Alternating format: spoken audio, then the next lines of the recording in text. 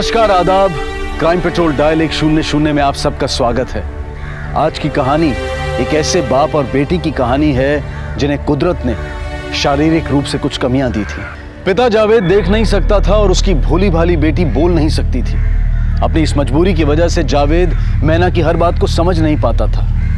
लेकिन क्या शारीरिक रूप से नॉर्मल माता पिता अपने बच्चे की हर बात को समझ लेते हैं? आज के इस बढ़ते अपराध के माहौल में जुर्म किसी भी वक्त हमारी तरफ बढ़ सकता है, हमें अपना शिकार बना सकता है, क्योंकि जुर्म करने वालों पर किसी की खूबी और खामी का कोई असर नहीं होता।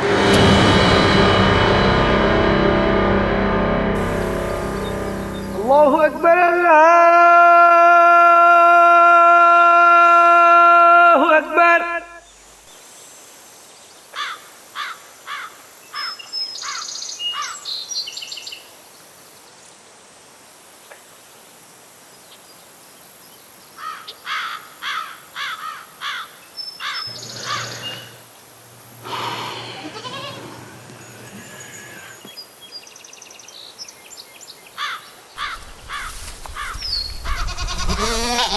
ना आ गई तू बेटा? आजा आजा आजा बेटा आजा। है ना? आजा बेटा, कहाँ रह गई तू? है ना बेटा? अरे अपने अब्बू के साथ खेल खेल रही है तू, हैं? अरे क्यों परेशान कर रही है अपने अब्बू को, हैं? आजा चल, मैं ही बांध देता हूँ बकरियों को। आ आ आ आ आ बेजुबान जानवर घर आ गए। मेरी बेटी नहीं आई, लगता ये फिर से शरारत कर रही है अपने अब्बा से, है ना? अरे चाचा, मैना नहीं है यहाँ पर। हाँ? नहीं है? अच्छा, कहाँ चली गई? मेरी बेटी की जिंदगी वैसी भी तूफानों से घिरी पड़ी। या अल्लाह, कहीं कुछ गलत ना कर बैठे। जो खिलवाड़ तूने मेरी जिंदगी के साथ किया है ना, कसम खाता हूँ तेरी जिंदगी भी बर्बाद करके रख दूंगा।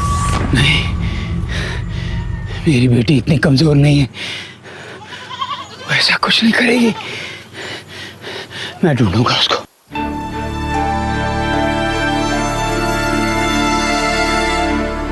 ना ना बेटा, ये मैना को देखा है कहीं क्या? जुम्मन, क्या हुआ मामू? जुम्मन कहाँ है? वो तो सुबह से ही शहर गए हैं और बच्चे अभी आए नहीं हैं। मैना के साथ तो गए थे, खुद तो बिगड़ी है, मेरे बच्चों को भी बिगाड़ रही है। मुन्ना भी नहीं लौटा अभी तक। कुछ फिक्र सी होने लगी है मुझे।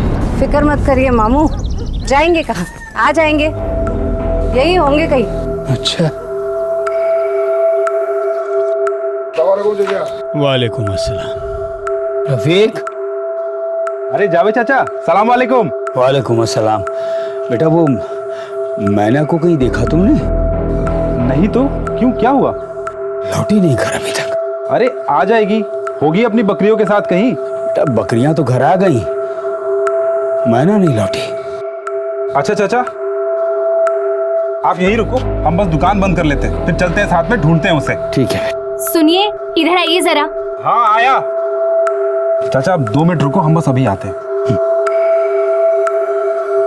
बात क्या है बताओगी? चलो ना, ऐसा है ना, दूसरों के फटे में टांग अड़ाने की कोई जरूरत नहीं है, तुम कहीं नहीं जाओगे। जावेद चाचा हमारे अपने हैं, हमारे पड़ोसी हैं वो। लेकिन इतने बड़े गांव में पड़ोसी का फर्ज निभाने के लिए तुम ही नहीं हो, और भी बहुत पड़े। और तुम्हारी दोस्ती ना बहुत अच्छे से समझती हूँ, इसके लिए बोल रही हूँ, कहीं जाने की कोई जरूरत नहीं है। हर रिश्ते को एक तराजू में नहीं तोला जाता जमीला, और मैना की बात बिल्कुल अलग है, सबसे अलग। चलो चाचा। चाचा, जावेद चाचा। वालेकुम चाचा। वालेकुम सलाम। भैया जरा ध्यान रखो। जावेद भाई, कहाँ जा रहे हो? अरे करीम भाई, वो मैना अभी तक घर नहीं आई है, वो मुन्ना और रानी भी नहीं आए, तो नूर क्या देखने जा रहा हूँ। नहीं मिले तो फिर जंगल की तरफ जाऊंगा। जावेद भाई, मैं भी आता हूँ आपके साथ। इलियास, महमूद, तुम जंगल की तरफ जाओ। चलो जावेद भाई, नूर के घर जाते हैं। चलिए।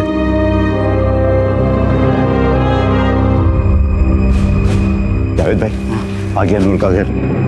शायद आपा। क्यों आए हैं आप लोग यहाँ पर? शमशाद आपा, मैना आई है यहाँ पे। मैना भला यहाँ क्यों आने लगी? ये घर तो चुभता है ना उसे, और फिर इतने दिन घर पर बिठा कर रखा तब ख्याल नहीं आया?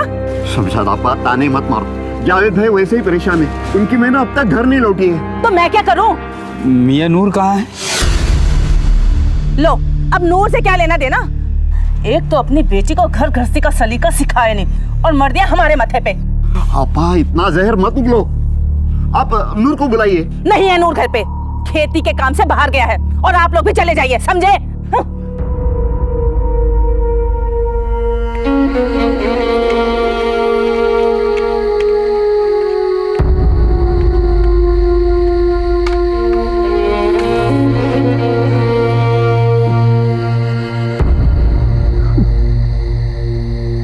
कहाँ चली गई मेरी बच्ची?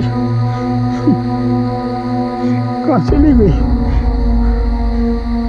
इतनी रात में कभी घर से बाहर नहीं रहे वो।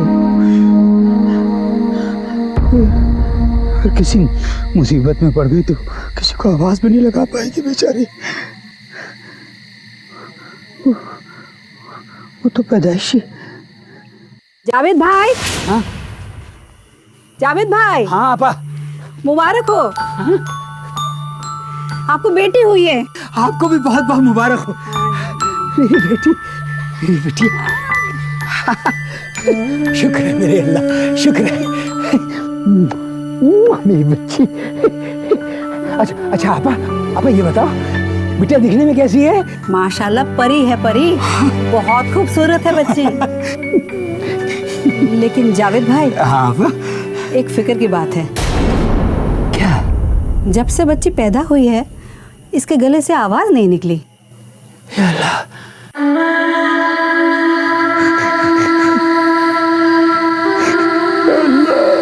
मेरी बेटी की हिफाजत करना।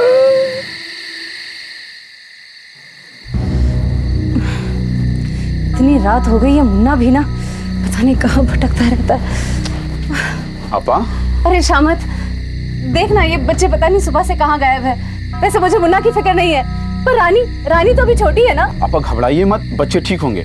आज सुबह ही मैंने रानी को मैना के हाथों में देखा था। मेरा शक सही निकला, मेरी रानी को वो चुड़ैल ले गई है। और तुम कहते हो कि घबराओ नहीं, वो मुझसे मेरे बच्चे छीन कर ही दम लेगी। ऐसा कुछ नहीं आपा। रुखसाना आपा, आपकी लाडली मैना गायब हो गई है। आपने इस बेबस को सहारा ही नहीं दिया, बल्कि हर मुसीबत में मेरा साथ भी दिया। क्या करूँ आपा? कभी इसकी आहट को समझ लेता हूँ और कभी नहीं समझ पाता हूँ। ये बेचारी बिन माँ की बच्ची और मैं अभागा बाप, न जाने क्या आजमाइश ले रहा है ये अल्लाह मेरी।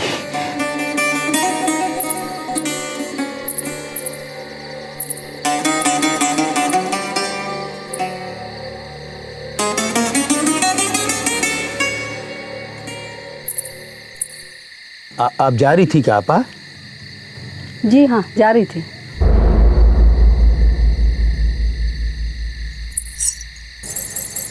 जावेद भाई, हाँ? ये मेरी पायल है। मैं इस पायल को बच्चे के हाथ में बांध देती हूँ। जावेद भाई, अब से ये पायल की आवाज ही मैना की आवाज बनेगी। इसे इसके हाथ से कभी अलग ना होने देना। हुसैना, आप इस दुनिया में नहीं रही और मैना भी ना जाने कहाँ चली गई।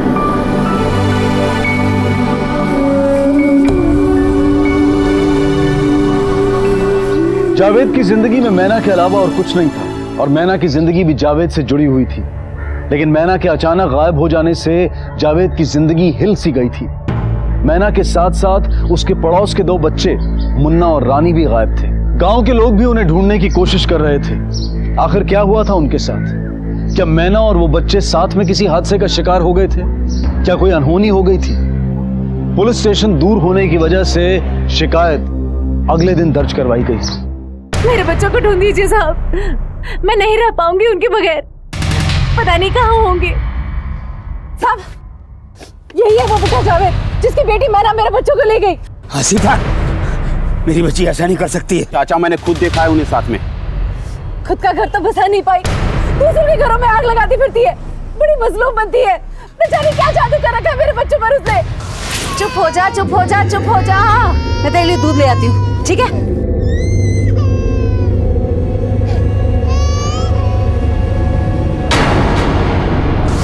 झूठ बोल रही है साहब, मेरी बच्ची कहीं खो गई, मेहरबानी करके उसे ढूंढ दीजिए। हो गया मतलब? बकरियां चराने गई थी, वापस नहीं लौटी। मैना नाम है उसका, 22 साल की उम्र है, और ये उसकी तस्वीर। बकरियां चराने कहाँ गई थी? कुछ बोल कर गई थी? मेरी मैना बोल नहीं सकती, पैदाइशी बेजुबान है, और मैं पैदाइशी नबीना।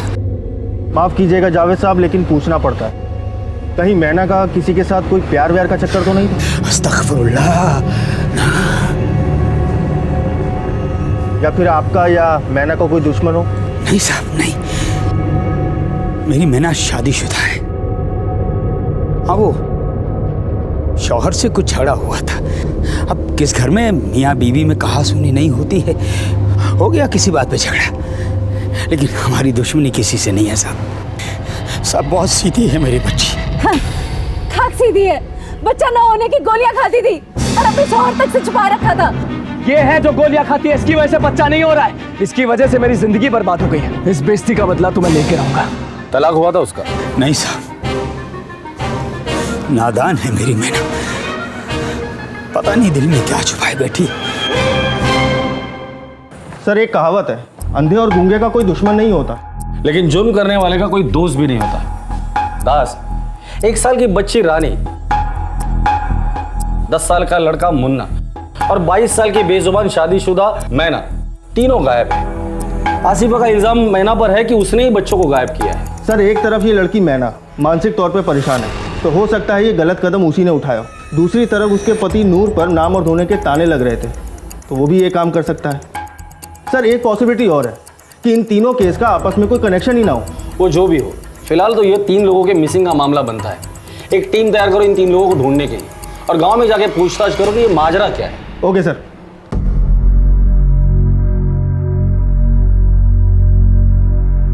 कितनी मासूम है मेरी बेटी, छोटी छोटी बातों में बड़ी बड़ी खुशियां ढूंढ लेती।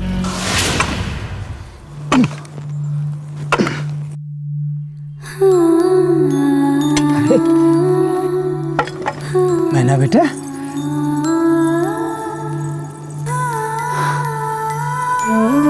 अरे वाह, बहुत खूबसूरत है, तूने बनाया? शाबाश, मैं तेरे दिल की बात समझता हूँ बेटा। तुझे असली गहने नहीं दे पाए ना, इसलिए नकली गहनों से अपना दिल बहला रही है तू, है ना?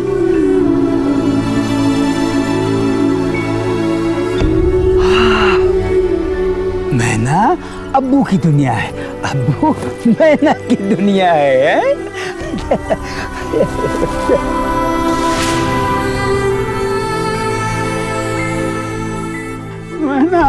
मैना बेटी, लौटा बेटी, जल्दी लौटा, कहाँ चली गई तू?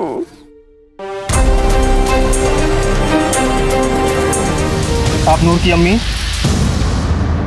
जी हाँ, मैं ही हूँ। पर क्या हुआ साहब? नूर का है तो खेती के काम से बाहर गया हुआ है।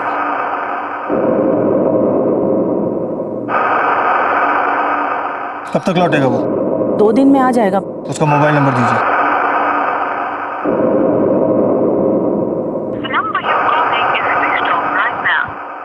एक तो घर से गायब है, ऊपर से फोन भी बंद आ रहा है, और वहाँ आपकी बहू मैना, वो भी लापता है। कहीं आप ही का तो हाथ नहीं है मैना के गायब होने में? ये आप क्या कह रहे हैं साहब? मुझे कुछ नहीं पता।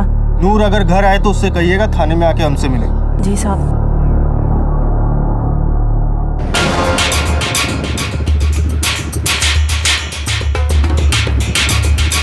ये जो जावेद मियाँ है, उनकी बेटी मैना जो गायब हो चुकी है, उसका किसी के साथ कोई चक्कर वगैरह? हाँ साहब, मैना का रफीक दर्जी के साथ चक्कर था,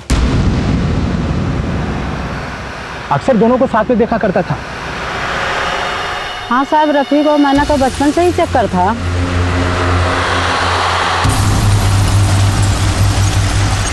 अरे मोहन, हाँ, वो चरने वाली बकरियां बांध के क्यों रखी है?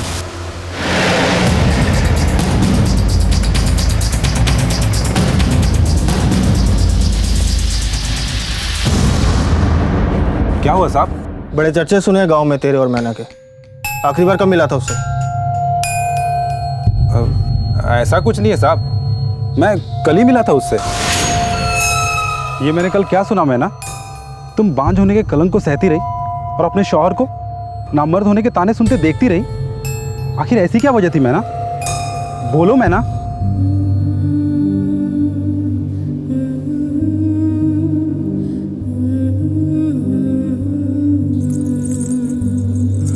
क्या इतना गलत कैसे सोच सकती हो तुम मैना? अरे माना कि तुम्हारे अब्बू देख नहीं सकते, तुम बोल नहीं सकती, पर तुम्हारे बच्चे भी वैसे होंगे, ये कैसे सोच लिया तुमने? ऐसा कुछ नहीं होता, ये सिर्फ तुम्हारे दिल का वहम है। इसके अलावा कोई और बात जो मैना को परेशान कर रही थी? और कुछ खास तो नहीं साहब, लेकिन हाँ साहब, एक दिन मैं और मैना कहीं से लौट रहे थे तो अचानक जुम्मन सामने आ गया और मैना उसे देख के कुछ सहम सी गई थी।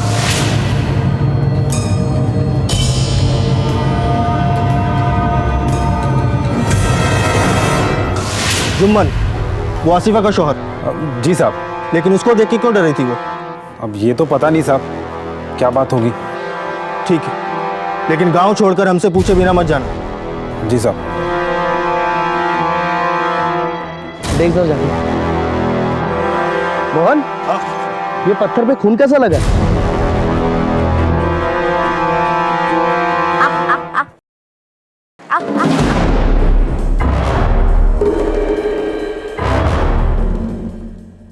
जुम्मन का है? जी वो तो शहर गए हैं काम से। अपने बच्चों के लापता होने की खबर मिलने के बाद भी नहीं लौटा?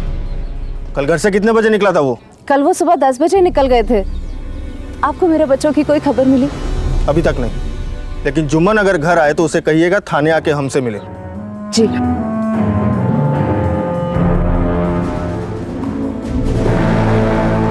सर, मैं कांस्टेबल घोष बोल रहा हूँ। हटिए, पीछे हटिए। सर, ये देखिए सर, आसिफा की बातों से लगता है काफ़ी जलन है उसे मैना से। सर, आसिफा का ये भी कहना है कि बच्चे उससे ज़्यादा मैना को पसंद करते थे, फिर मैना इसे क्यों मारेगी? हो सकता है कि मुन्ना के हाथों कुछ हादसा हुआ और उसमें इसकी जान चली गई हो और मैना का कुछ लेना देना ही ना हो। सर, ये भी हो सकता है कि ये काम किसी और ने किया हो और उसके बाद मैना और मुन्ना को उठा के ले गया हो। ये जो भी है तो एक मासूम बच्चे के मर्डर का मामला। मुन्ना और मैना को सबसे पहले हमें ढूंढना होगा। आसपास का इलाका छान मारो, मुन्ना और मैना के फोटोग्राफ हर पुलिस स्टेशन में सर्कुलेट करो, पत्थर पे खून का सैंपल ले लो और बॉडी पोस्टमार्टम के लिए भेज दो। Okay sir. जुम्मन, 2 दिन से कहा था तू? शहर गया हुआ था साहब। तो मैंने तुमसे क्यों डरती थी? वो भला मुझसे क्यों डरने लगी साहब? अच्छे ताल्लुकात है हमारे, पड़ोस में काफी सालों से रहते हैं साहब हम। किसी ने गलत खबर पहुंचाई होगी साहब आप तक, वो तो रफीक ही उसके पीछे पड़ा रहता है। कभी मैंने टोक दिया होगा तो सहम गई होगी साहब। और ये क्या सवाल कर रहे हैं साहब आप? मेरे बच्चे की मौत हो गई है साहब, मेरा बेटा गायब है, मैना का कोई पता नहीं है साहब। तुम्हें किसी पर शक? नहीं साहब, ऐसा तो कोई नहीं। पता करो रानी की लाश जहाँ मिली वहाँ किस किस के फ़ोन एक्टिवेट थे, लेकिन रानी का मर्डर कौन कर सकता है? मुन्ना, मैना या नूर? और एक बात समझ में नहीं आ रही, ये मैना खुद तो माँ बनना नहीं चाहती थी, लेकिन दूसरों को बच्चे से बहुत प्यार करती थी। और हाँ, जिस तरह से लाश को छुपाया गया था, कोई नहीं चाहता था कि ये मर्डर सामने आ जाए। वो ना हो, कोई गांव वाला ही इन्वॉल्व है इसमें। और सर, नूर गायब भी है। नूर को ढूंढना बहुत ज़रूरी है। वैसे मुन्ना और मैना अगर भागे भी होंगे तो पैदल गए होंगे, क्योंकि इनके पास पैसे नहीं होंगे। आसपास कोई गांव भी नहीं है, तो हो सकता है ये अपने ही गांव में किसी के घर में छुप कर बैठे होंगे। गांव में जाके पता करो। Okay sir. लेकिन सबसे पहले इस आसिफा की कुंडली निकालो। Okay sir. मैना की गुमशुदगी के बाद सामने आए वाकयात कुछ और ही कहानी बता रहे थे। गांव के लोगों से मैना के बारे में मिली जुली राय मिल रही थी, लेकिन रानी की मौत के बाद मामला बेहद संगीन हो गया था। लेकिन सवाल अब भी यही था कि आखिर वो है कहां?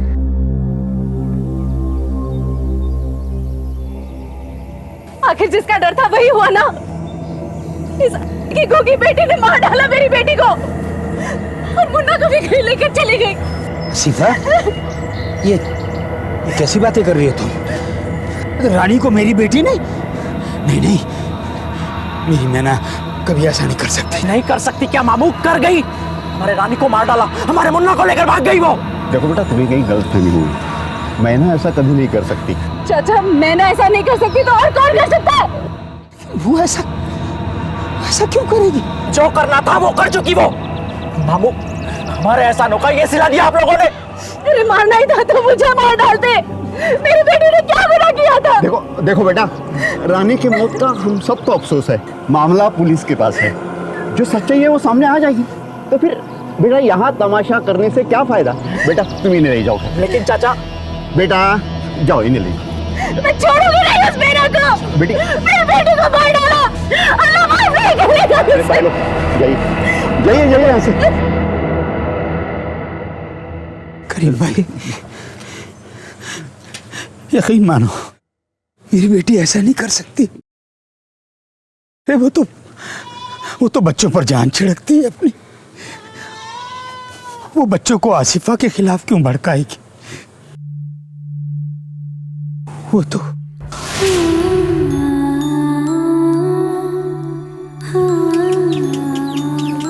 मैंने अपा, आप ही मेरी अम्मी क्यों नहीं बनी? मैं उस भूतनी के घर क्यों पैदा हुआ जो खाना कम और मार ज्यादा खिलाती है?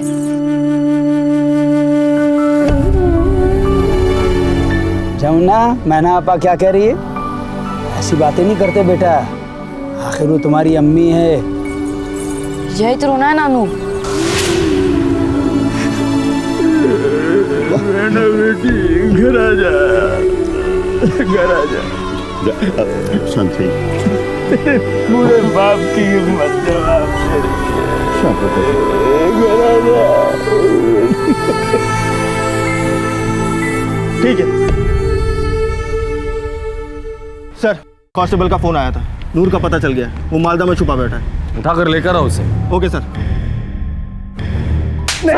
सुनिए तो साहब, मैंने कुछ नहीं। घर संसार तेरा रंगपुर में, मालदा में क्या कर रहा था फिर? मुन्नी और मैना कहाँ है? रानी को क्यों मारा तूने? साहब मुझे नहीं पता साहब, मुझे नहीं पता आप क्या पूछ रहे हैं। तो मालदा में क्यों छुपा था? लुका छुपी खेल रहा था हमारे साथ? साहब मेरी पहली बीवी को दूसरी शादी से बच्चा होने की वजह से सब मुझे नामर्द कहते थे। ये धप्पा मेरे लिए बोझ बन गया था साहब। मुझे किसी भी हाल में बच्चा चाहिए था साहब, पर मैना ये बात समझने को तैयार ही नहीं थी। और मैना तो खुद गर्भनिरोधक की गोलियां खाती थी साहब। तो मैं क्या करता? इसलिए तो मैना को जबरदस्ती अपने घर लेकर जाना चाहता था। उसने मना किया, गलती से तेरे हाथों रानी का खून हो गया, इसलिए तूने मुन्ना और मैना दोनों को रास्ते से हटा दिया। साहब आप क्या बोले जा रहे हैं? ऐसा कुछ भी नहीं है। झगड़े के बाद तू मैना को मिला था या नहीं? नहीं साहब। तेरी हर हरकत पे हमारी नजर रही, इसलिए गांव तो दूर की बात है, मोहल्ले के बाहर भी कदम रखने के बारे में सोचना भी बंद। चल निकल। सर, मुन्ना को जावेद के घर में देखा गया है। मुन्ना डरो नहीं, कहाँ थे तुम और क्या हुआ तुम्हारे साथ? सब कुछ बताओ हमें। मेरी बकरियां चढ़ते चढ़ते कहीं दूर चली गई थी। मैं उन्हें ढूंढने के लिए दूर चला गया, लेकिन जब वापस लौटा तो देखा कि मैना आपा और रानी दोनों ही वहाँ नहीं थे। मैंने दोनों का इंतजार किया। मैंने अपनी बकरियां बांधी और मैं वहीं सो गया। देर रात जब आँख खुली तो पहले एक ख्याल आया कि शायद मैना आपा रानी को घर ले गई हूँ, पर जब मैं घर लौटा तो दोनों वहाँ नहीं थे। अम्मी के डर से मैं वहाँ से चला आया। तो पिछले 2 दिन तुम कहाँ थे? मैं 2 दिन जंगल में घूमता रहा। मुझे भूख लगी, मेरे पास खाने को कुछ नहीं था, इसलिए मैं वापस नानू के घर आया। मामू, तूने छुपा के रखा था मेरे बेटे को? ये सिला दिया तूने मेरे अम्मी के एहसानों का? ये सिला दिया तूने मेरे अम्मी के एहसानों का? नानू ने कुछ नहीं किया है, छोड़ दो। मैंने मना किया था तुझे मैना से मिलने के लिए, और तूने रानी को मैना के पास ही छोड़ा। पापा आपा कहता है ना, उसी ने मारा है तेरी बहन को। कातिल है वो, तू जा वहां से, कातिल है वो। मैना आपा किसी को नहीं मार सकती, वो बहुत अच्छी है। वो तो आप हो जो मैना आपा की मना करने के बाद भी उन्हें छूते थे, उनसे लिपटते थे, उनके साथ गंदी हरकतें करते थे। वरना मार डालूंगा तुझे।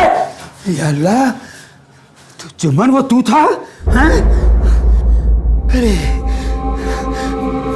मेरी मैना ने मुझे कई बार समझाने की कोशिश की, लेकिन मैं आंखों का अंधा कुछ समझ नहीं पाया।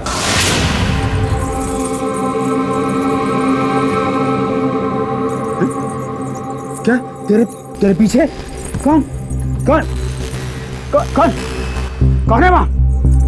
कौन है वहाँ? कौन है? मैना क्या हुआ?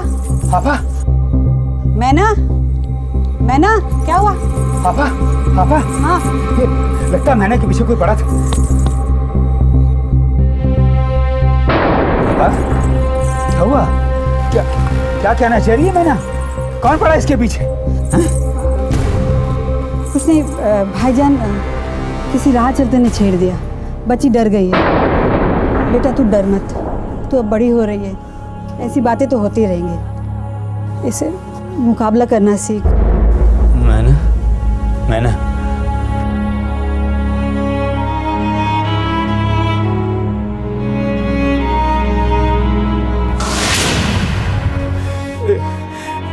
मैं तो बेबस लाचार अंधा था, पर यहाँ तो आंखों वालों ने मुझे और मेरी मैनों को धोखा दिया साहब। रुखसाना आपा भी अपनी औलाद के गुनाहों पर पर्दा डालती रही। अल्लाह तुझे कभी माफ नहीं करेगा, कभी माफ नहीं करेगा जुम्मन। दोज़ख की आंख में चलेगा तू। Child molestation. चल जुम्मन, इतने सारे खुलासों के बाद तो तेरी खातिरदारी बनती है। लेके चलो से। सर मैंने कुछ नहीं किया।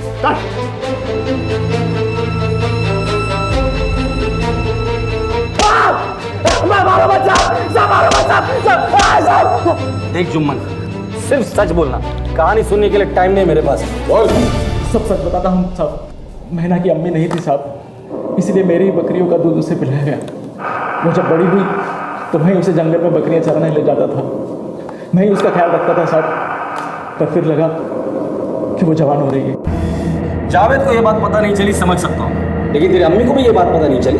पता चली थी साहब, और उन्होंने मुझे मैना से मिलने को मना भी किया। देख जुम्मन, बिन माँ की बच्ची है मैना, कुछ नहीं है जावेद के पास सिवाय उसकी बेटी की इज्जत के। तू उस पर नजर मत डाल। हाँ, अगर मैना से शादी करनी है तो मैं तेरी शादी करा देती हूँ। बोल, करेगा शादी? ठीक है, तो आइंदा अगर मैना की तरफ नजर भी उठाई तो मैं खुद तुझे पुलिस के पास दे दूंगी। अम्मी के मना करने के बाद मैंने नैना को देखा तक नहीं साहब। अच्छा, तूने कही और हमें मान ली। देख जुम्मन, सच बोल। नहीं साहब, सच कह। उसके बाद मैं गांव-गांव जाकर बकरियां खरीदने और बेचने का कारोबार करने लगा साहब। अब्बा के इंतकाल के बाद मैं घर गृहस्थी में फंस गया साहब। सच साहब, मैंने उसके अलावा और कुछ नहीं किया साहब, सच में। मैंने क्या किया साहब? माना कि तुमने कुछ नहीं किया, लेकिन ऐसा कैसे हो सकता है कि जुम्मन की बुरी नज़र मैना पर थी और तुम्हें इस बात का अंदाज़ा भी नहीं था? जुम्मन की कुटाई के बाद कुछ बातों का खुलासा हो चुका है। अब ऐसा ना हो कि तुम्हारी भी। हाँ साहब, मेरे पति और मैना के बीच संबंध थे। उनका संबंध इतना गहरा हो चुका था कि एक बार तो वो पेट से भी रह चुकी थी।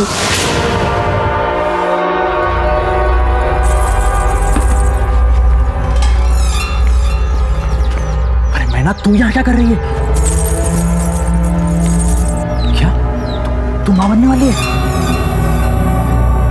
तू इधर आ। हाँ बता, क्या हुआ? तो हाँ ठीक है ना, हम बच्चा गिरा देंगे। अरे मैना, तू समझती क्यों नहीं? सोच, तेरी अम्मी अंधी थी, तेरे अब्बा भी अंधे हैं और तू बोल नहीं सकती, तो सोच तेरा बच्चा कैसे होगा। पक्का अपाहिज पैदा होगा वो। जिस बदतर जिंदगी तू बिता रही है, जावेद मामू बिता रहे हैं, उससे भी बदतर नसीब होगा तेरे बच्चे का। तेरे जैसी औरत को माँ बनना ही नहीं चाहिए। अब सोच मैना, बच्चा गिराने की गोलियां आती है, वो मैं तुझे देता हूँ, तू वो खा लेना तो बच्चा गिर जाएगा, और तुझे बच्चा कभी होने नहीं देना है, समझी तू?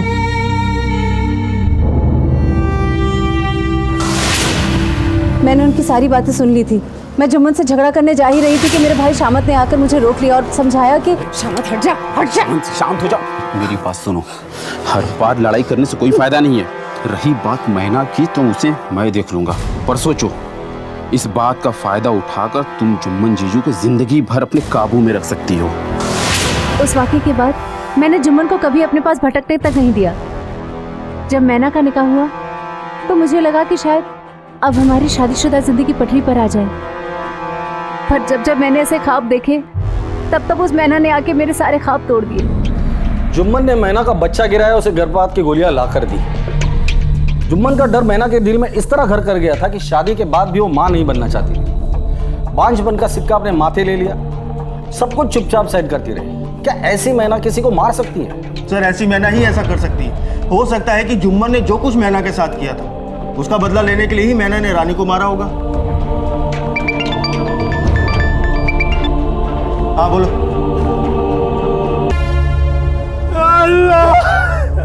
संभालिए अपने आप को। अरिंदम, रानी की लाश हमें नदी के पास मिली और मैना की लाश यहाँ आसपास जितने भी चरवाहे आने जाने वाले लोग हैं, इन्हें नूर, शमद, रफीक और जुम्मन, इन चारों की तस्वीरें दिखाओ और पता करो कि उस दिन ये लोग यहाँ आए थे कि नहीं। इस जुम्मन के बारे में पता करो, शहर कितने बजे गया था और किस किस से मिला था, और इन चारों के डीएनए भी मैच करवा दो। अब तो सारे सबूत हाथ में लेकर ही बात करते हैं। Okay sir.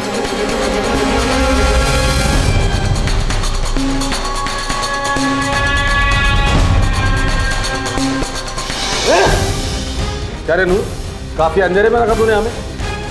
साहब वो मैं जो भी बोलना सच सच बोलना, इस बार मुझे सिर्फ सच सुनना है, समझा? साहब सब गांव में तमाशा करने के बाद मुझे पछतावा हुआ, तो मैंने सोचा कि मैं मैना से खुद जाकर बात करूंगा। पर साहब मैंने उसे बहुत ढूंढा, वो कहीं नहीं मिली और मैं वापस आ गया। तूने कहा और हमने मान लिया, और अगर ऐसी ही बात थी तो तूने हमें पहले क्यों नहीं बताया? सर मैं डर गया था कि सारा इल्जाम मुझ पे आ जाएगा। सब मैं निर्दोष हूँ साहब। साहब लेकिन एक बात बहुत अजीब हुई थी। जब मैं वहां से वापस लौट रहा था, मैं लगभग उस जगह के आसपास से गुजर रहा था, तभी मुझे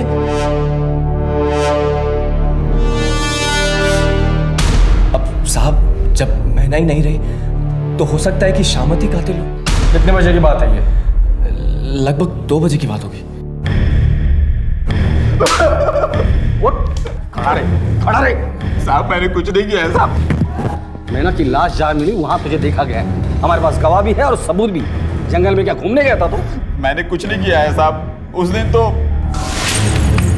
अच्छा तो तू रानी को लेकर यहाँ बैठी है और वहाँ मेरी आपा का बुरा हाल है। कितनी बार कहा है मैंने तुझसे कि मेरे जीजा जी से दूर रह, वरना बहुत बुरा होगा, समझी? अरे ये धौंस कहीं और जाके दिखाना। मेरे भोले भाले जीजा जी को जो तूने फांस रखा है ना, उनसे दूर रह। और मैं रानी को लेकर जा रहा हूँ अभी।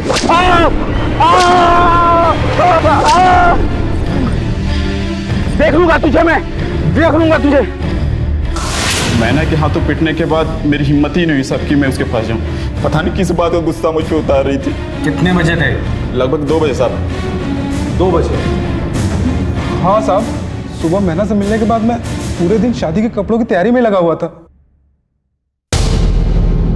नूर और समद दोनों एक ही वक्त बता रहे हैं, और ये जुम्मन भी कह रहा है कि वो दोपहर को मिला था। सर ये देखिए कॉल रिकॉर्ड्स। सर इसके हिसाब से इन चारों में से एक ही नंबर रानी की लाश के पास और मैना की लाश के पास दोनों जगह एक्टिव है, और बाकी के ये 3 नंबर 2 बजे के बाद गांव में एक्टिव है।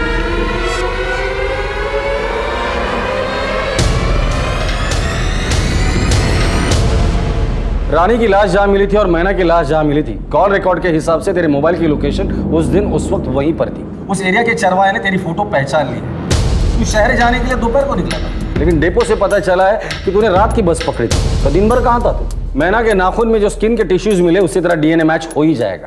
अब तो तू बुरी तरह से फंस चुका है। अब तू सच बोलेगा या सच बुलवाने का इंतजाम मैं करूँ? हाँ मैंने मारा है उन दोनों को, मगर इसमें मेरी कोई गलती नहीं थी, ये उसकी नादानी थी। वो जब ससुराल से टूट कर आई तो मुझे लगा वो मुझे मना नहीं करेगी, और इतने दिनों की दूरियों का हिसाब भी लेना था साहब।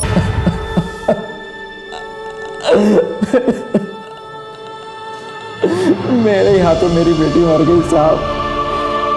तब होश आया, हवस से ज्यादा पकड़े जाने का डर दिल पर छा गया साहब। ना तो अच्छा बाप बन सका, ना पड़ोसी, ना इंसान। शर्म आनी चाहिए तुझे।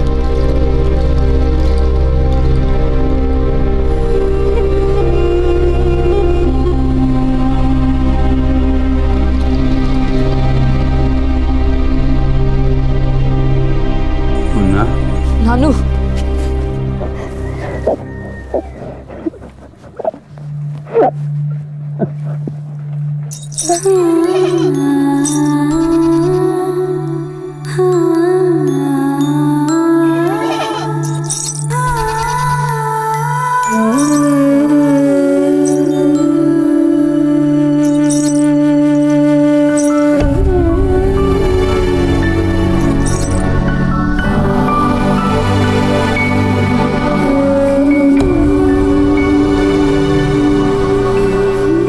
जावेद के घर की रौनक थी मैना, लेकिन जुम्मन के हाथों में वो खिलौना बनकर रह गई। जुम्मन ने ना सिर्फ उसका शारीरिक शोषण किया, बल्कि उसकी सोच में अपने होने वाली औलाद के लिए गलतफहमी पैदा कर दी। वरना मैना अपने पति के साथ खुशी से निभा कर सकती थी। मैना की मौत का जिम्मेदार सिर्फ जुम्मन नहीं है, बल्कि रुखसाना आपा भी है, जिन्होंने हमेशा जुम्मन की काली करतूतों पर पर्दा डाला ताकि रिश्ते ना बिगड़े। किसी के लिए सारी दुनिया में खुशियां बिछी होती हैं और किसी के लिए खुशियां उसकी अपनी मुट्ठी में होती हैं, और यही हाल था जावेद का। जिंदगी ने जितना कुछ उसे दिया था, उससे कहीं ज्यादा वक्त वक्त पर उससे वापस भी लिया था। जुम्मन की हवस ने ना सिर्फ एक मजबूर बेजुबान लड़की मैना को, बल्कि उसके बाप को भी गम में डुबो दिया। मुन्ना ने हमेशा के लिए अपना घर छोड़ दिया और जावेद का सहारा बना। बदकिस्मती से जावेद मैना की बातें समझ नहीं पाया, लेकिन ये बेहद जरूरी है कि हम अपने बच्चों की हर बात को समझने की पूरी कोशिश करें और उनके साथ होने वाले वाकयात को वक्त रहते सुलझाएं। इसी विचार के साथ अब मैं अनूप सोनी आपसे विदा लेता हूं।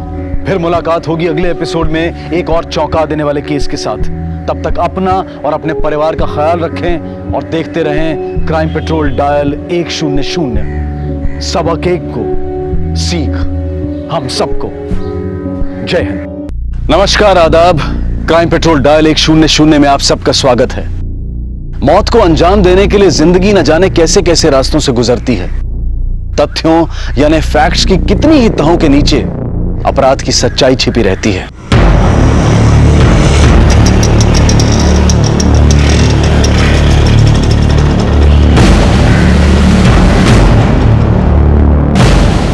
सर, पलक को गायब हुए 48 घंटे हो गए। सर, मेरी बेटी का अभी तक कुछ पता नहीं चला। सर सक्सेना जी, हम पूरी कोशिश कर रहे हैं। आप प्लीज पेशेंस रखिए।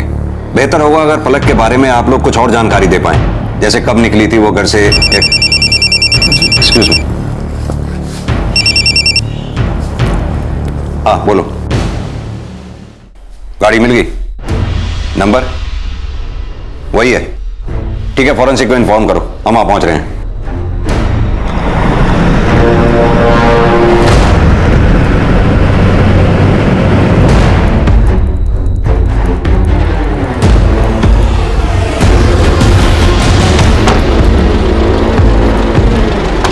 सर, गाड़ी के अंदर खून के निशान है और पूरी गाड़ी। सर, ये मेरी बेटी की गाड़ी है। एक मिनट और सर, ये सब क्या हो रहा है? सर, मेरी बेटी पलक कहाँ है? आपकी बेटी से किसी की कोई रंजिश, कोई झगड़ा? नहीं सर, उसका किसी से कोई झगड़ा नहीं, कोई रंजिश नहीं। हर रोज की तरह उस दिन भी वो घर ही आ रही थी। उसका फोन भी आया था। वो गाड़ी में अकेली थी साहब। तो फिर उसके पास पिस्तौल कहां से आई? पिस्तौल? नहीं साहब, उसके पास कोई पिस्तौल नहीं था। हमें पलक की गाड़ी से बुलेट का एम्प्टी शेल मिला है। लेकिन सर, उसके पास कोई पिस्तौल नहीं है। देखिए सक्सेना जी, या तो आप जानते नहीं हैं या आप अनजान बनने की कोशिश कर रहे हैं। आलम, सक्सेना जी का डीएनए के लिए ब्लड टेस्ट करवाओ। सर। आलम, फॉरेंसिक रिपोर्ट के मुताबिक गाड़ी से जो हमें खून के धब्बे मिले हैं वो किन्हीं दो लोगों के हैं, जिनमें से एक AB पॉजिटिव है और दूसरा B पॉजिटिव। और एक बात पता चली है कि ये AB पॉजिटिव वाला इंसान HIV पॉजिटिव भी है। हाँ सर, लेकिन पलक का ब्लड ग्रुप O पॉजिटिव है, तो पक्का ये उसका खून तो नहीं हो सकता। और इन सब बातों से ये तो कंफर्म है कि गाड़ी में कम से कम 3 लोग थे। 2 वो जिनके खून के धब्बे में गाड़ी में मिले, और तीसरी पलक जिसकी गाड़ी थी और जो भी मिसिंग है। पलक का मिसिंग होना और गाड़ी से इन 2 लोगों के खून के धब्बों का मिलना, इन दोनों के बीच की कड़ी ये HIV पेशेंट हो सकता है। चूंकि ये बीमारी कॉमन नहीं है, इसलिए इसके बारे में पता लगाना आसान है। एक काम करो, आसपास के क्लिनिक्स में HIV पेशेंट्स के बारे में पता करो, हो सकता है वो पेशेंट इनमें से ही कोई एक हो। सर, और एक बात, पलक के पिता राजेंद्र के घर पे भी सर्वेलेंस बढ़ा दो। पलक की गाड़ी से खून के धब्बे का मिलना और उसका गायब होना जरूर कुछ ऐसा है इस लड़की की जिंदगी में जो अलग से चल रहा है। चल चल।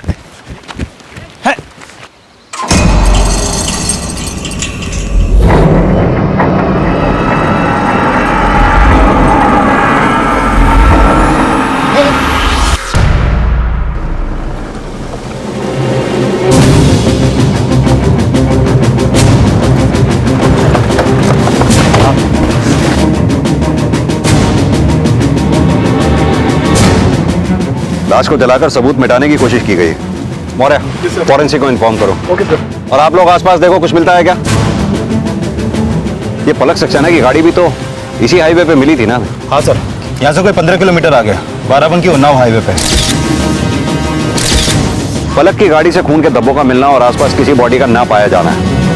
यहाँ इस अवशेष का मिलना, इसे जलाकर सबूत मिटाने की कोशिश करना, दोनों केसेस में कोई कनेक्शन हो सकता है। एक काम करो, गाड़ी से जो हमें खून के 2 सैंपल्स मिले थे, उनका डीएनए और पलक के फादर का डीएनए से इस अवशेष का डीएनए मैच करके देखो कुछ मिलता है क्या?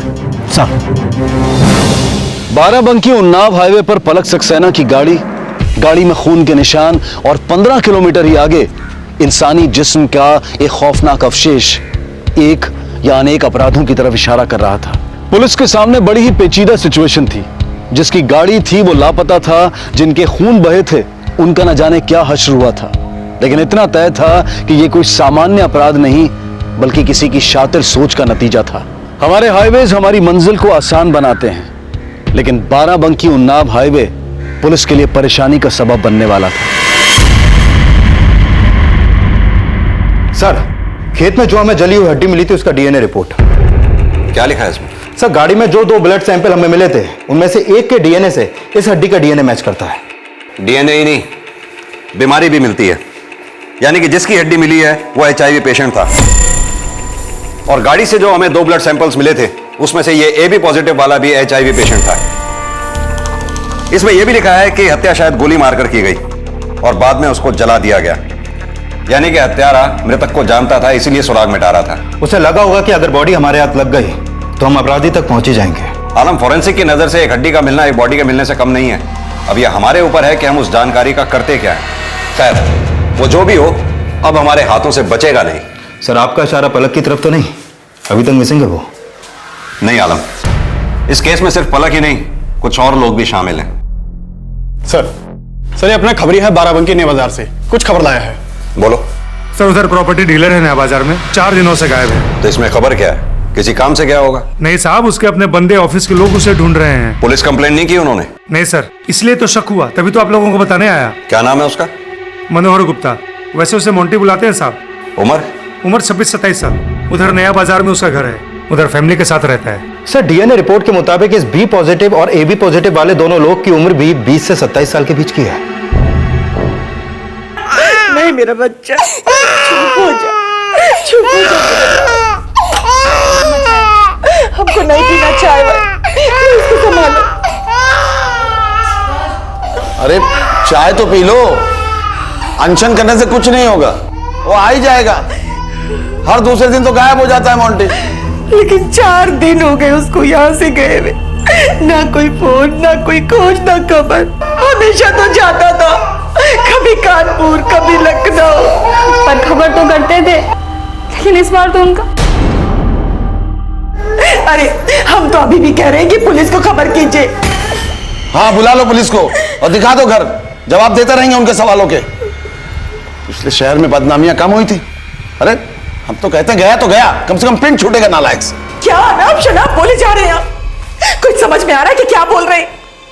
यहाँ मेरी जान पे बनी और आप कुछ भी बोले जा रहे हैं। मोंटी मोंटी गुप्ता यहीं रहता है? जी, वो मेरा बेटा है। कहाँ है वो? कानपुर गया। कब गया? यही कुछ दिन पहले। जब आपका बेटा घर से निकला उसके साथ में कोई था? नहीं, जब गया तो अकेले ही था। आप उनकी वाइफ हैं? जी सर। तो आपको तो पता होगा वो कहाँ गए।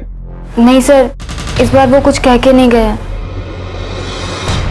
गुप्ता जी, आपके बेटे के ऑफिस वाले 4 दिनों से उसे ढूंढ रहे हैं, आप भी ढूंढ रहे हैं 4 दिन से उसे, लेकिन आपने कंप्लेंट नहीं की। सर, 4 दिन से मेरा बच्चा गायब है। कब से इनको कह रहे हैं कि पुलिस पे कंप्लेंट कीजिए, पुलिस पे कंप्लेंट कीजिए, लेकिन मेरी तो कोई सुनता ही नहीं है। क्यों नहीं किया आपने कंप्लेंट?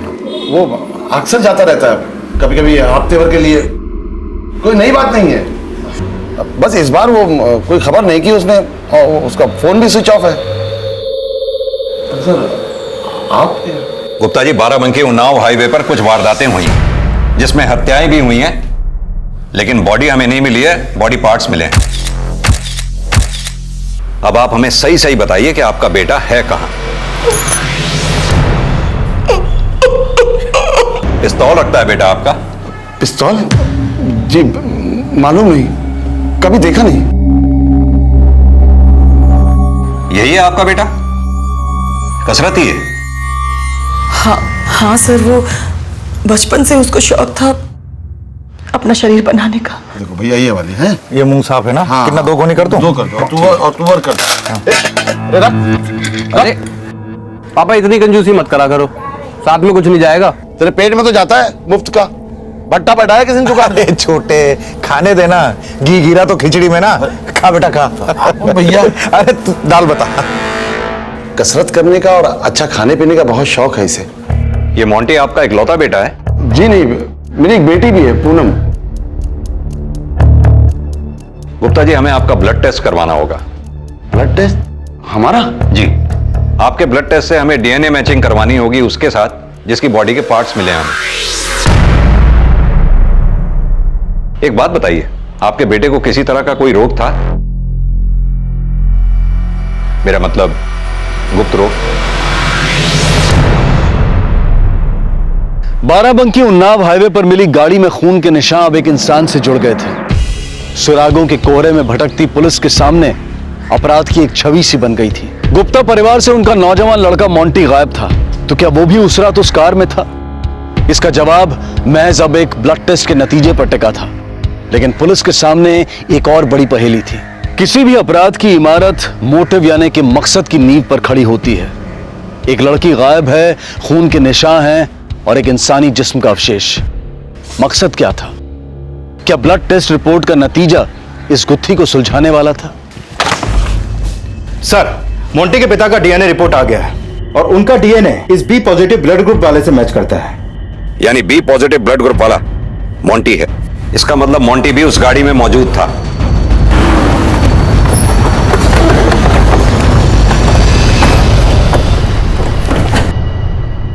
गुप्ता जी, जो हमें अवशेष मिले थे वो आपके बेटे मोंटी के नहीं है।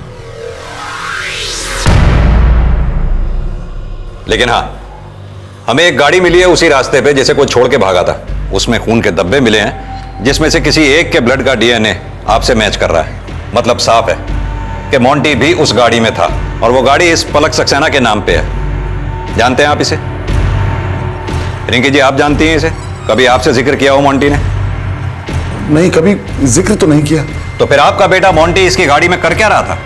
और वो अकेला ही नहीं, उसके अलावा एक और आदमी भी था उस गाड़ी में।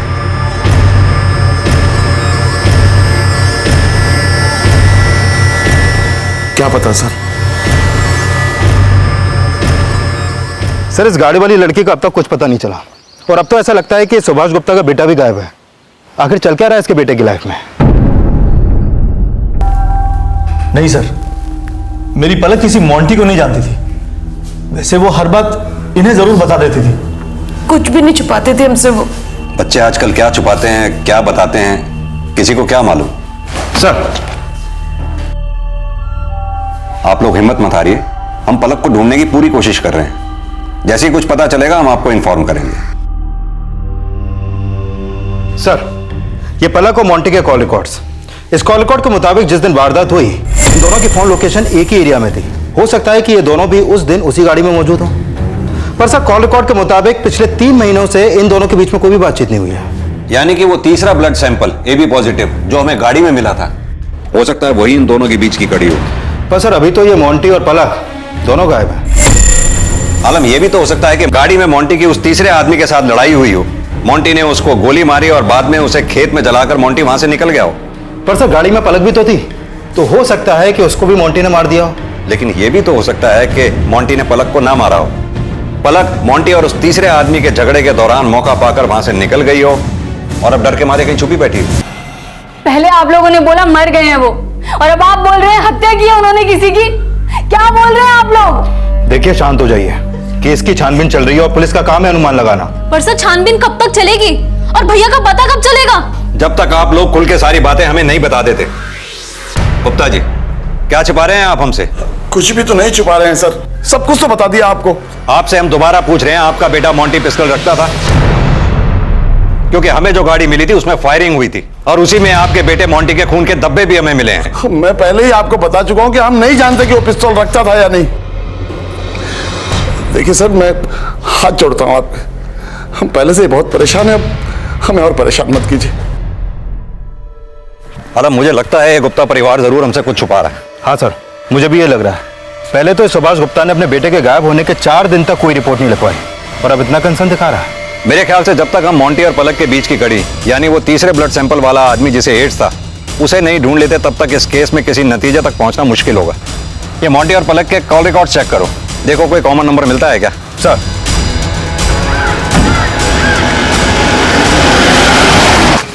सर मैंने पलक और मोंटी दोनों के कॉल रिकॉर्ड चेक किए पर कोई भी कॉमन नंबर इन दोनों के बीच में नहीं मिला। मोंटी लास्ट टाइम ऑफिस के लिए निकला था, उसके ऑफिस और आसपास के एरिया में पूछताछ करो, शायद कुछ पता चले। सर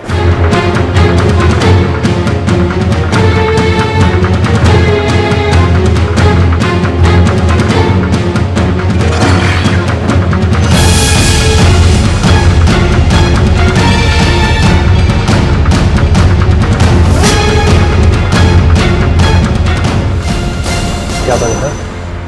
यहीं पे काम करता है तू? जी सर। तो मोंटी कहाँ है? कोई खबर कोई फोन उसका? पता नहीं सर, 8 दिन हो गए सर, पता नहीं कहाँ है सर। ये ऑफिस की चाबी तेरे पास ही रहती है? हाँ सर, ऑफिस की चाबी मेरे पास ही रहती है सर। अच्छा, ये मोंटी पिस्टल कहाँ रखता है? क्या सर? पिस्टल कहाँ रखता है मोंटी? हमें नहीं पता सर। दूसरे घर वालों की तरह तू भी ड्रामा कर रहा है? अंदर डालूंगा फिर मुंह खोलेगा। चल।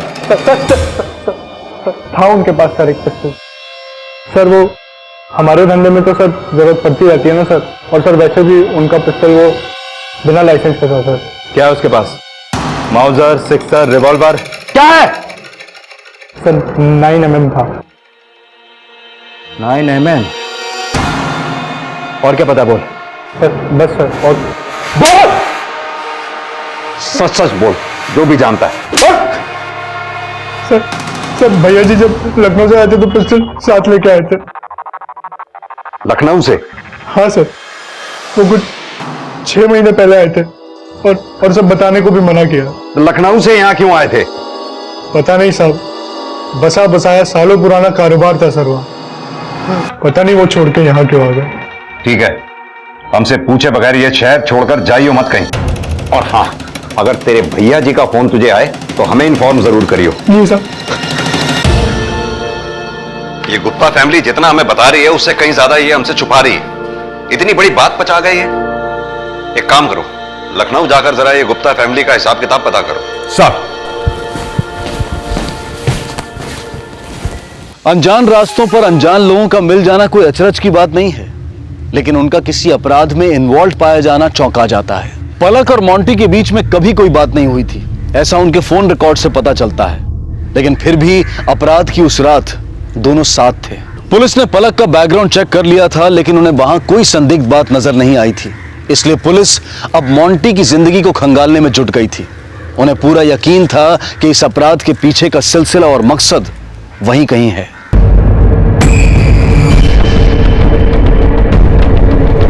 सर, मोंटी का चाचा यहीं पे आगे रहता है, शंभुनाथ गुप्ता नाम है उसका। यादव, गाड़ी लेफ्ट में लेना।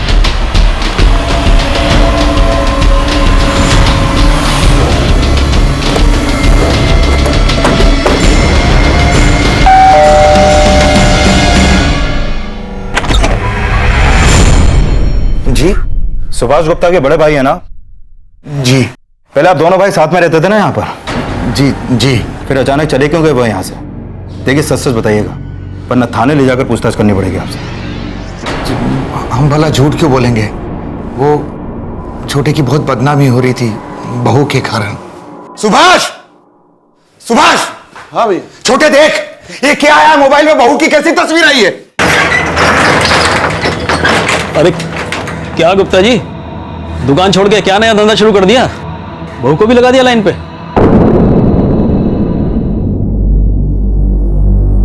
वो बहू की गंदी तस्वीर पूरे शहर भर में फैल गई थी और उसके कारण पूरे शहर में छोटे की बहुत थू-थू हो रही थी। समाज में उठना बैठना मुश्किल हो गया था उसका और उसके परिवार का। मोंटी का कारोबार बहुत अच्छा चल रहा था, पर सब कुछ रातों रात बेच बाच कर निकल गए सबके सब। किराने की दुकान हम दोनों भाई मिलके चलाते थे, पर सुभाष ने चाबी मेरे हाथ में दे दी और चला गया। अच्छा, मोबाइल में जो एमएमएस निकाला था वो किसने निकाला, कुछ पता चला? नहीं साहब, पता नहीं किसकी हरकत थी वो। और कौन कौन रहता है आपके साथ यहाँ पर? अभी तो हम पति पत्नी रहते हैं। एक बेटा है राजेश, वो दिल्ली से सिविल की तैयारी कर रहा है। बाराबंकी की पुलिस मोंटी के चाचा शंभूनाथ गुप्ता से मिलने के बाद जब घर के बाहर पहुंची तो पता चला कि मोबाइल पर फैलाई गई मोंटी की बीवी की अश्लील तस्वीरें दरअसल अविनाश नाम के एक लड़के ने अपलोड की थी। सुनिए, ये सुभाष गुप्ता यहीं पे रहते थे ना? हाँ साहब, यहीं रहते थे, पर साहब वो तो सबके सब फरार है। क्या है ना साहब, उनकी बहू की तस्वीरें ना मोबाइल में आ गई थी। जी नहीं साहब, उसका तो लफड़ा चल रहा था।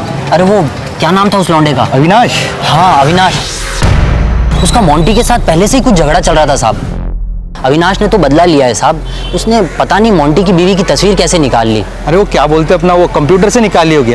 नहीं जी, ओरिजिनल थी सर, एकदम असली थी सर।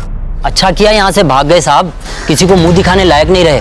मोंटी का बस चलता तो उसकी औरत और उस लौंडे अविनाश का दोनों का कत्ल कर देता साहब वो। ठीक है।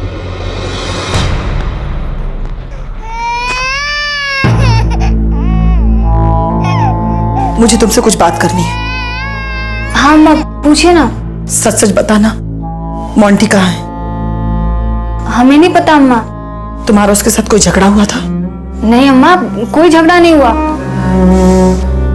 हम जानते हैं लखनऊ की उस घटना के बाद आप लोगों ने हमें घर से तो नहीं निकाला, पर अपनाया भी तो नहीं, और अब आप हम पर शक कर रही हैं कि हमने झगड़ा किया उनसे।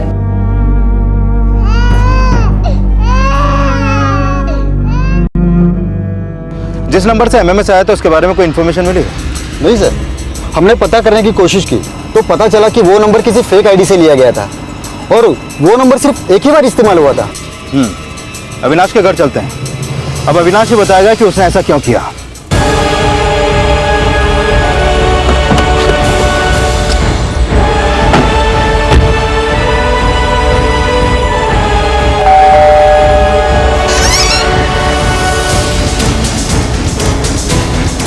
जी, ये अविनाश कहाँ है? क्या बात क्या है साहब? जो भी पूछ रहा हूँ उसका जवाब यहीं पे देंगे या थाने चल के बोलेंगे? ये आप ऐसे क्यों बोल रहे हैं साहब? 8-10 दिन हुए हैं, वो लखनऊ में नहीं है अविनाश। फिर कहाँ है अभी? गया होगा कहीं घूमने फिरने, उसकी तो घूमने फिरने की आदत है। ये रिंकी का एमएमएस उसी ने बनाया था ना? नहीं साहब, हमारा बेटा ऐसी ऊंची हरकत नहीं कर सकता। ये प्रॉपर्टी डीलर मोंटी गुप्ता से कोई पुराना झगड़ा था ना उसका, तब उसका बदला उसकी बीवी से निकाल लिया। नहीं साहब, हमारा बेटा अविनाश ऐसी गंदी हरकत कभी नहीं करेगा। ठीक है, आपको हमारे साथ चलना होगा, अपना ब्लड टेस्ट करवाना होगा। और हाँ, आपके बेटे को कोई गुप्त रोग है, मतलब HIV? नहीं साहब, हमारा बेटा बिल्कुल तंदुरुस्त है। और आप ये ब्लड टेस्ट की क्या बात कर रहे हैं? थाने चलिए, आपके सारे जवाब मिल जाएंगे। चलिए। फोरेंसिक जांच और मेडिकल रिपोर्ट से यह बात साफ हो गई थी कि खेत में मिली पैर की हड्डी अविनाश की थी, और साथ ही यह भी साबित हो गया था कि अविनाश ही HIV से ग्रसित था। हालांकि उसके परिवार को उसकी इस बीमारी के बारे में कोई खबर नहीं थी। मामला गहरा था, पेचीदगियां बढ़ती जा रही थी, तर्क बहुत थे, लेकिन सबूत और सुराग आपस में मिल नहीं रहे थे। और सबसे बड़ी पहेली यह थी कि पलक सक्सेना का इस पूरे मामले से क्या रिश्ता था। ये कौन व्यक्ति था जिसने पलक को अगवा किया था और उसे लगातार टॉर्चर कर रहा था, और क्या संबंध था इस आदमी का मोंटी और अविनाश से। शातिर अपराधी का मकसद उलझने पैदा करना और सवालों के रास्ते पर पुलिस को गुमराह करना होता है, लेकिन अपराध छुपता नहीं, अपराधी बचता नहीं, और सवालों के जवाब भी देर सवेर मिल ही जाते हैं। मुझे लगता है उस दिन मोंटी का अविनाश के साथ गाड़ी में झगड़ा हुआ। मोंटी ने अविनाश पे गोली चलाई और बाद में उसकी लाश को जलाकर फरार हो गया। तो सर फिर इस पलक सक्सेना का इस वारदात और इन लोगों से क्या कनेक्शन हो सकता है? क्योंकि कॉल रिकॉर्ड के मुताबिक पलक ने ना तो मोंटी और अविनाश से कभी बातचीत की और ना ही इन लोगों ने एक दूसरे को कभी मैसेज भेजे। लेकिन सर चौंकाने वाली बात यह है कि इन तीनों के कॉल रिकॉर्ड के मुताबिक ये तीनों ही उस दिन उसी गाड़ी में मौजूद थे। या तो ये हत्या मोंटी ने अकेले की थी, या फिर इस हत्या में मोंटी के साथ पलक सक्सेना भी शामिल थी। मतलब आपके कहने का यह है कि... एक मिनट। हाँ बोलो। क्या?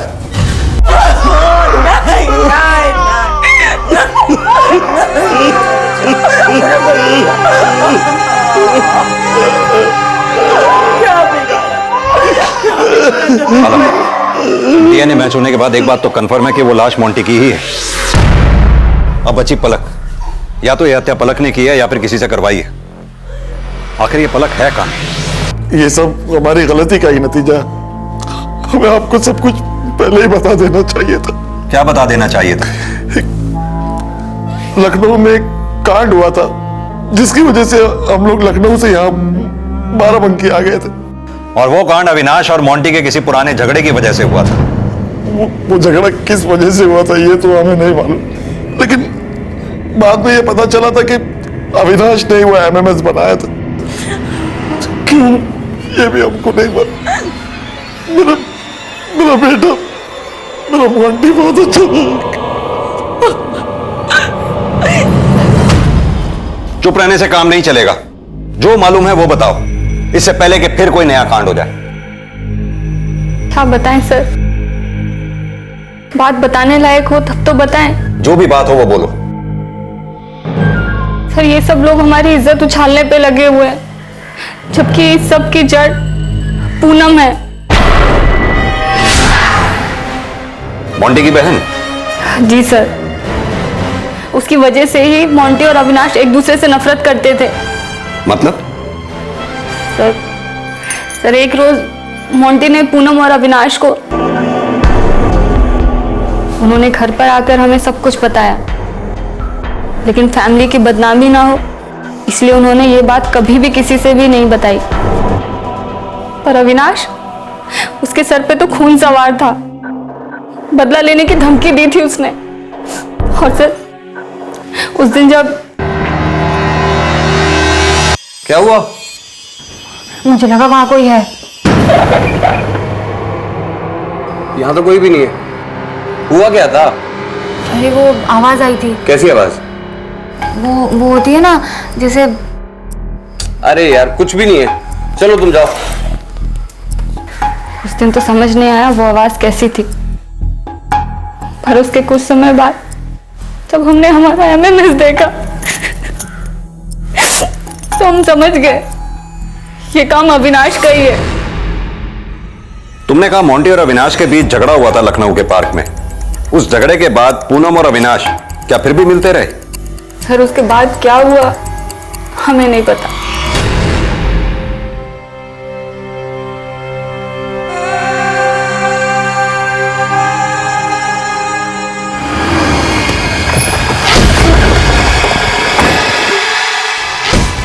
गुप्ता जी, हमें आपकी बेटी पूनम से कुछ सवाल करने हैं। अविनाश से क्या संबंध था तुम्हारा? सर बस दोस्ती थी। मोंटी ने तुम्हें और अविनाश को लखनऊ के किसी पार्क में रंगे हाथों पकड़ा था? किसने कहा आपसे ये? रिंकी भाभी ने। क्यों, ये बात सच नहीं है? सर सच सरासर झूठ है। अविनाश और हम सिर्फ फ्रेंड्स थे, बस दोस्त। वो मेरे कॉलेज में पढ़ता था। हाँ कभी कभी वो हमारे घर आता था। सच तो ये है भाभी भैया से फ्रस्ट्रेट होकर अविनाश को पटाने लगी और फिर वो लोग रोज मिलने लगे। ये जो तुम कह रही हो अगर ये बात सच है तो इसका कोई सबूत है तुम्हारे पास?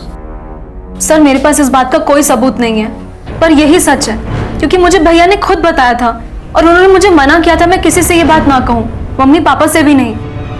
नहीं सर, इस बारे में हमको नहीं पता। तभी तो मेरा बेटा मर गया। क्या क्या सह रहा था वो घुट घुट के रह रहा था, घुट घुट के रह रहा था वो, घुट घुट के। एक बात बताइए, क्या आप लोगों ने अविनाश को इधर बाराबंकी में देखा था? कभी नहीं देखा उसको। सर आपको क्या लगता है ये लोग जो बोल रहे हैं वो सब सच है? हो सकता है ये सब लोग एक दूसरे पर बेबुनियाद आरोप लगा रहे हैं। पर क्यों करेंगे वो ऐसा? हो सकता है इनकी बातों में भी कुछ सच्चाई हो, लेकिन इस वक्त मैं कुछ और सोच रहा हूं आलम। क्या सर? अविनाश और मोंटी दोनों मर चुके हैं। अगर अविनाश को मोंटी ने मारा तो फिर मोंटी को किसने मारा? और उससे भी बड़ा सवाल ये कि वो लड़की पलक इन दोनों के बीच में कर क्या रही है? सर अविनाश, पूनम और रिंकी का कॉल रिकॉर्ड के हिसाब से पिछले 6 महीनों में इन तीनों के बीच में आपस में कोई भी कांटेक्ट नहीं हुआ। लेकिन सर ये देखिए, लखनऊ में रहने के दौरान मोंटी की बहन पूनम और अविनाश के बीच काफी बातचीत होती थी, लगभग रोज, घंटों तक। झूठ है सब झूठ है अम्मा। चक्कर तो इसका चल रहा था अविनाश के साथ। वो बस हमारा दोस्त था, बस दोस्त। कोई संबंध, कोई अफेयर नहीं था हमारा उसके साथ। और अम्मा झूठ तो भाभी बोल रही हैं अपनी करतूत में पर्दा डालने के लिए। अम्मा हम अपने बच्चे टिंकू की कसम खा के कहते हैं हमारा कोई संबंध नहीं था किसी के साथ।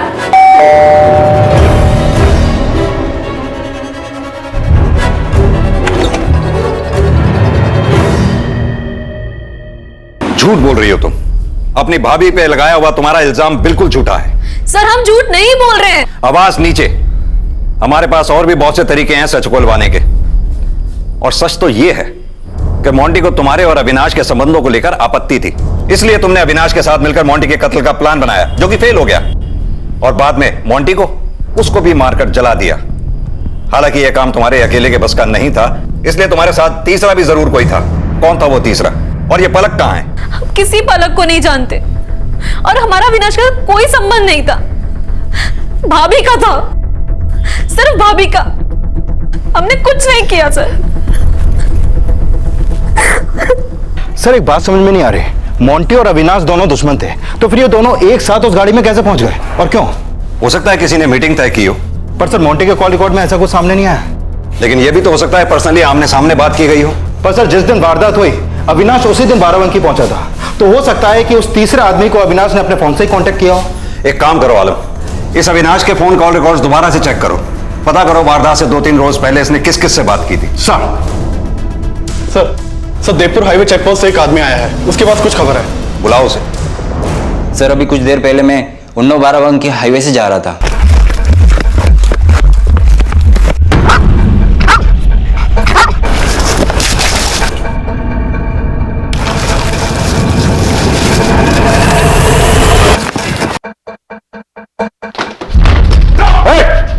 खबरदार, कहां है लड़की?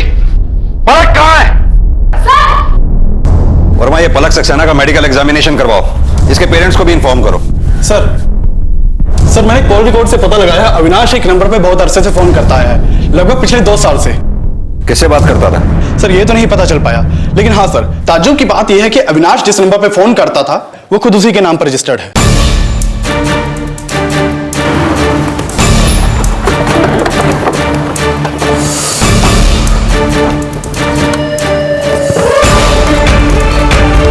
सर ये देखिए वही नंबर है।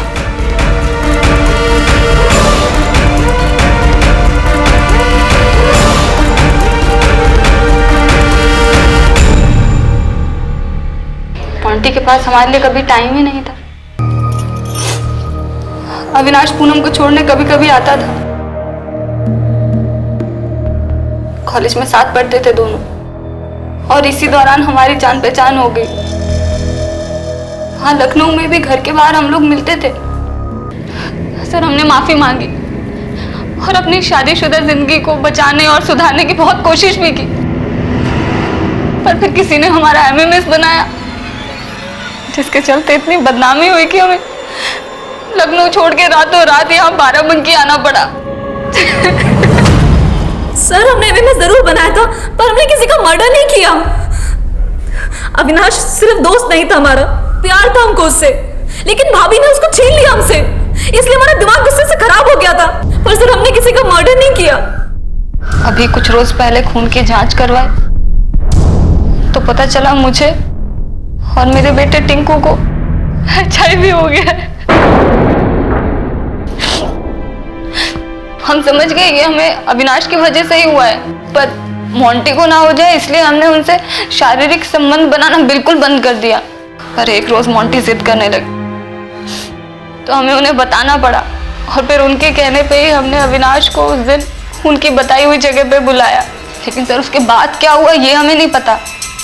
मोंटी के हम चचेरे भाई लगते हैं, शंभुनाथ गुप्ता के बेटे, 35 साल के हो गए हैं। अभी तक कोई गर्लफ्रेंड नहीं बनी, किसी से रिलेशन नहीं बना, यहां तक कि शादी भी नहीं हुई, तो रख लिया ऐसे। किसी की हत्या कर दी ऐसे ही, लड़की के साथ बलात्कार किया ऐसे ही, तड़पा तड़पा के रखा उस लड़की को ऐसे ही। तो इंसान नहीं दरिंदा है। तुझे जरा सा भी अंदाजा है क्या हालत की है तूने उस लड़की की? सड़ सारी उम्र ऐसे ही।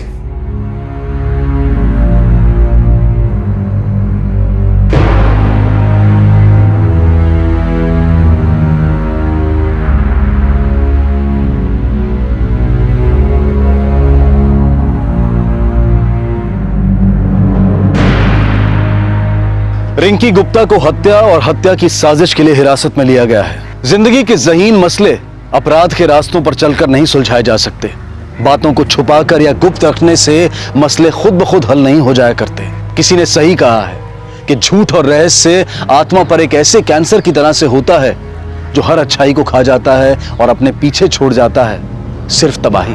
इसी विचार के साथ अब मैं अनूप सोनी आपसे विदा लेता हूं। फिर मुलाकात होगी अगले एपिसोड में एक और चौंका देने वाले केस के साथ। तब तक अपना और अपने परिवार का ख्याल रखें और देखते रहें क्राइम पेट्रोल डायल 100। सबक एक को सीख हम सबको। जय हिंद। इस तरह के और भी एपिसोड देखने के लिए हमारे चैनल को सब्सक्राइब करें और बेल आइकन दबाना ना भूलें।